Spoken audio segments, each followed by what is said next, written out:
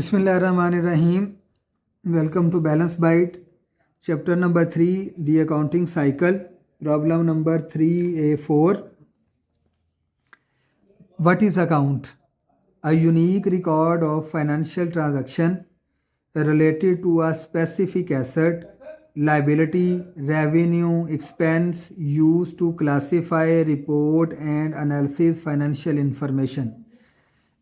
किसी भी financial transaction में एसेट का, लायबिलिटी का, रेवेन्यू का, इक्विटी का, एक्सपेंस का एक ऐसा यूनिक रिकॉर्ड जिस रिकॉर्ड की मदद से हम क्या करते हैं, क्लासीफाई करते हैं, रिपोर्ट करते हैं और एनालाइज करते हैं फाइनेंशियल इंफॉर्मेशन को, उसको हम क्या कहते हैं, उसको हम अकाउंट कहते हैं।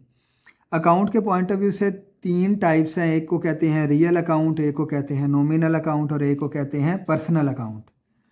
रियल अकाउंट वो होते हैं जिनके बैलेंस कैरी डाउन होते हैं, जिनके बैलेंस अगले सालों में कैरी फॉरवर्ड होते हैं, कैरी डाउन होते हैं, और उनको एसेट्स होते हैं, वो लाइबिलिटीज़ और कैपिटल के जो बैलेंस होते हैं वो रियल अकाउंट के बैलेंस होते हैं कि इनके बैलेंस नेक्स्ट रिपोर्टिंग पीरियड में कैरी डाउन होते हैं।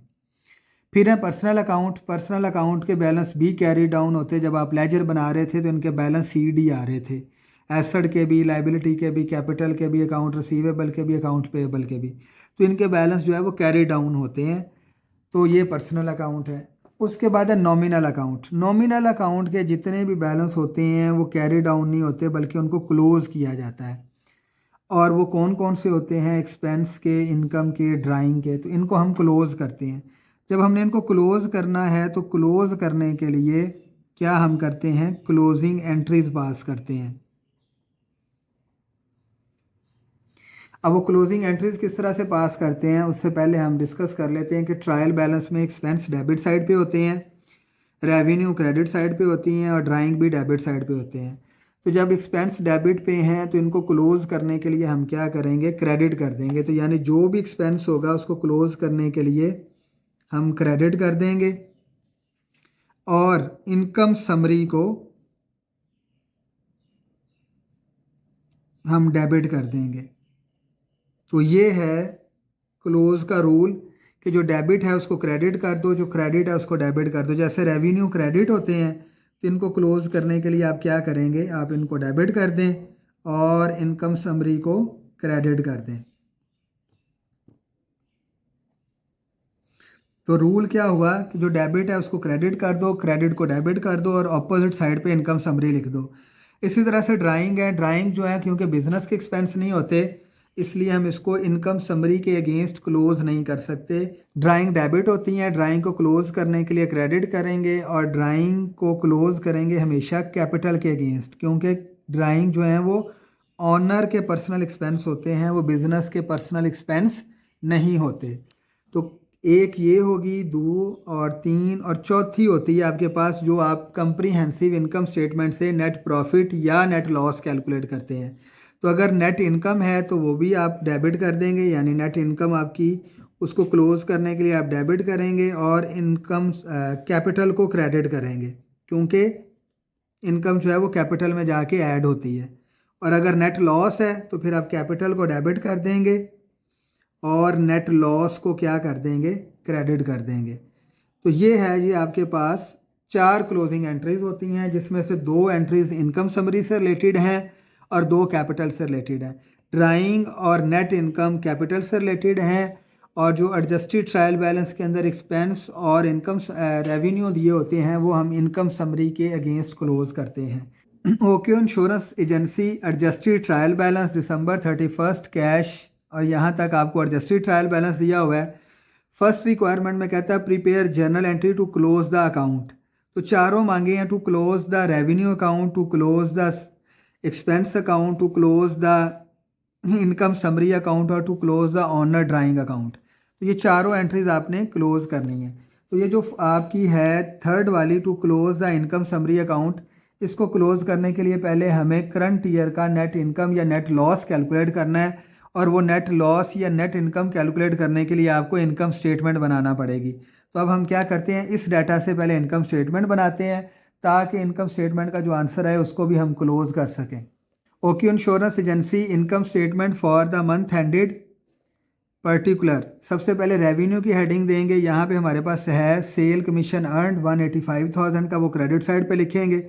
फिर एक्सपेंसेस की हेडिंग देंगे, एडवर्टाइजमेंट एक्सपेंस डेबिट, एडवर्टाइजमेंट के बाद रेंट एक्सपेंस लिख देंगे, सैलरीज एक्सपेंस लिख देंगे, यूटिलिटीज़ एक्सपेंस लिख देंगे और डेप्रिसिएशन एक्सपेंस लिख देंगे। तो इन सारे एक्सपेंसेस का टोटल करके इनकम में से माइनस करेंगे तो जो हमारे पास आंसर आएगा वो आएगा नेट इनकम, या जिसको हम नेट प्रॉफिट भी बोलते हैं।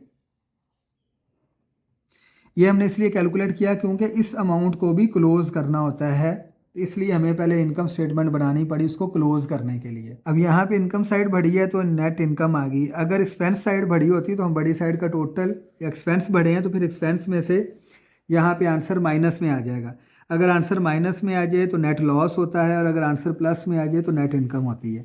अब हमने क्या करना है, क्लोजिंग एंट्रीज पास करनी है और हर एंट्री जर्नल के फॉर्मेट में होती है, इसलिए हमने जर्नल का फॉर्मेट बनाया। ये रेवेन्यू क्रेडिट हो रहा है, इसको क्लोज करने के लिए डेबिट कर देंगे, सेल कमीशन अर्न डेबिट और इनकम समरी क्रेडिट। फिर उसके बाद ये सारे के सारे एक्सपेंसेस जो हैं वो डेबिट पे हैं, इन सारे एक्सपेंसेस को क्रेडिट कर देंगे और इनके सम से इनकम समरी को डेबिट कर देंगे। फिर उसके बाद है ये जो नेट प्रॉफिट है ये भी क्रेडिट है, इसको हम क्लोज करने के लिए डेबिट करेंगे और कैपिटल को जो है वो क्रेडिट कर देंगे। और ड्राइंग्स मैंने आपको बताई थी कि जो ड्राइंग्स होती हैं वो डेबिट हैं। अगर आप ट्रायल बैलेंस देखें तो यहाँ पे ये देखें ड्राइंग्स डेबिट साइड पे हैं 18,000 की, तो इसको क्लोज करने के लिए क्रेडिट कर देंगे और इसको क्लोज करेंगे कैपिटल के अगेंस्ट। अब क्वेश्चन ये राइज होता है कि why we need closing entries, हमें क्लोजिंग एंट्रीज की ज़रूरत क्यों है। तो हम क्लोजिंग एंट्रीज इसलिए पास करते हैं ताकि हम इनकम स्टेटमेंट बनाएं। इनकम स्टेटमेंट जो बनती है उसकी बेस, यानी इनकम स्टेटमेंट की जो बेस है वो क्लोजिंग एंट्रीज हैं।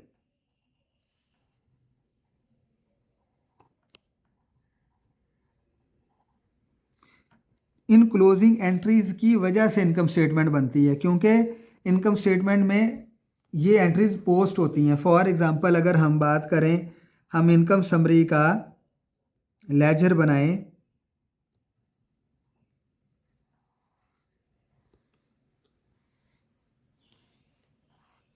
ये डेबिट और ये क्रेडिट, तो यहाँ से आप क्या करेंगे, इनकम समरी क्रेडिट हो रही है 185,000 से, किसकी वजह से हो रही है जी, सेल कमीशन अर्नड की वजह से।